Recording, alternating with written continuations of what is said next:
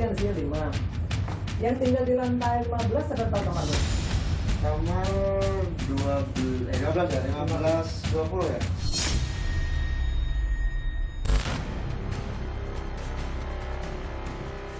Semenjak pandemi merebak di tanah air, Kementerian Tenaga Kerja mencatat nih, hingga Mei paling tidak sudah ada 1,7 juta buruh telah dirumahkan dan di PHK. Kalau sudah begini, lowongan atau tawaran pekerjaan dipastikan jadi salah satu harapan yang ditunggu-tunggu demi menyambung hidup. Sayangnya, ada aja nih oknum yang nakal dan memanfaatkan himpitan hidup.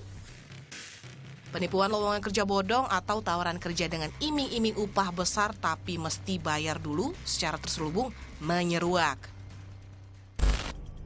Saya menelusuri nih kawasan Jatinegara, Jakarta Timur, katanya pernah ada agen kerja nakal di kawasan ini. Tergantung dari banyak pelamar. Nah, pada kerjanya kemana tuh Pak biasanya? Tahu bapakmu nggak apa. Tapi udah lama ya?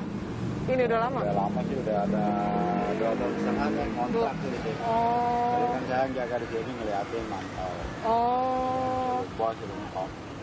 Jadi kontrak. Oh. Oke. Jadi kita masalah kerja, nggak kerja lah kurang apa itu. Oke. Berarti siang ya paling maksimal dia? Kalau ibaratnya saya mau kemarin jam 8. Nah, itu. Tutupnya karena cepat ya? Ya, kan itu kan ada berapa lama. Nah, biasanya sampai berapa orang tuh Pak? Karyawannya. Oh. Karyawannya mungkin ada berapa ya?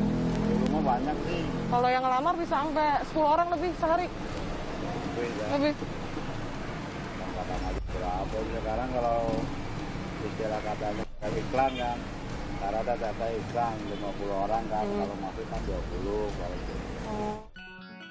Jangan sampai seperti suami istri asal Garut, Jawa Barat ini ya. Harapannya kerja ke luar negeri pupus, padahal udah jutaan rupiah dibayarkan. Mas Yanto, waktu itu bagaimana sih diiming-imingnya oleh oknum tersebut untuk katanya mau diberangkatkan ke Singapura? Diiming-iminginya katanya gajinya gede, itu saya dikasih gaji 4 juta. Kalau ke Malaysia, bukan ke Singapura saya. Di perkebunan katanya. Dan perlindungan katanya terjamin kalau ada apa-apa, kalau disiksa, kalau nggak dibayar gajinya itu.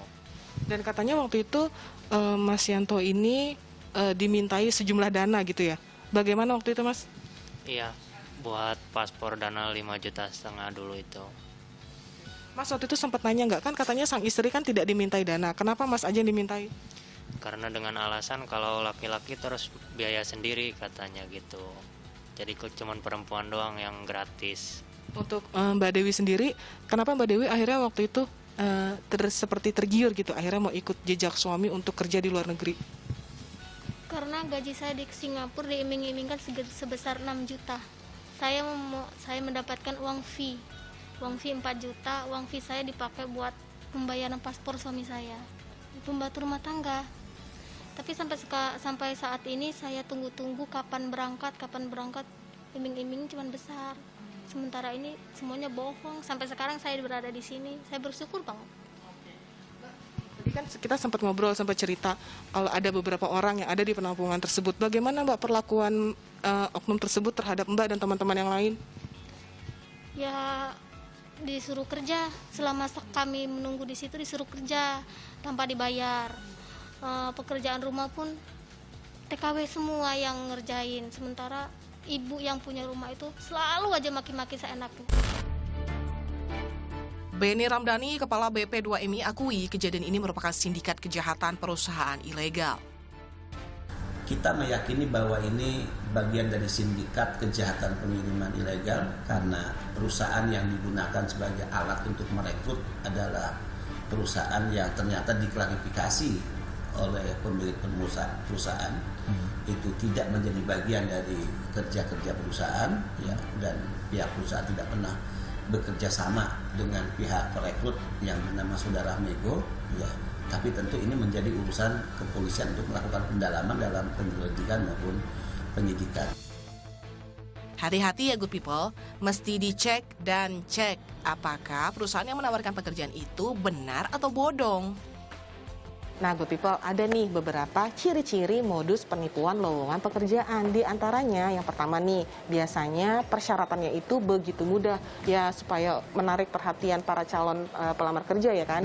Yang kedua, biasanya nih alamat email yang digunakan itu gratis. Padahal kalau perusahaan resmi menggunakan email yang berbayar. Yang ketiga, biasanya juga nih lokasi interview dan kantornya itu berbeda banget. Dan terakhir nih good people, belum apa-apa, belum kerja aja udah dimintain dana. Itu big no-no banget. Tipsnya yang paling sederhana adalah verifikasi ya. Cek dulu apakah perusahaan yang tengah dilamar memang tengah membuka lamaran resmi atau tidak. Zaman sekarang kan mudah ya verifikasinya karena akses telepon dan informasi terbuka lebar. Tapi justru jangan juga kita gampang tergiur iming-iming kerja dengan upah besar, karena bisa aja jadi penipuan. Lucy Olowan, Anang Suryana melaporkan untuk NET.